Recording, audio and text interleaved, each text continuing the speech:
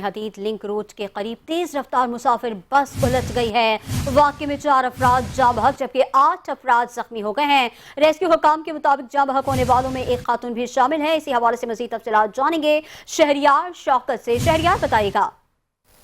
جی یہ واقعہ گلشن حدید کے اندر لنک روڈ کے قریب جو ہے یہ واقعہ پیش آیا ہے۔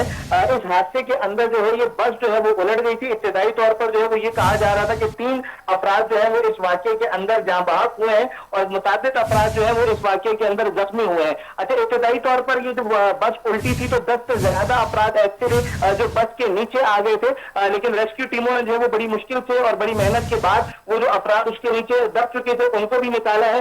یہ جو ہلاک ہونے والے افراد ہیں ان کی تعداد انہی میں ہے، وہی لوگ تھے جو بس کے نیچے دب گئے تھے اور بعد میں پھر یہ کہا گیا کہ تقریباً 15 کے قریب جو افراد تھے وہ اس کے اندر زخمی بھی ہوئے ہیں۔ زخمی جتنے بھی تھے انہیں جناح اسپتال منتقل کیا گیا اور قریب میں ہی الخدمت ہاسپٹل تھا، وہاں طبی امداد دینے کے بعد ان افراد کو جناح اسپتال جو ہے وہ منتقل کیا گیا تھا۔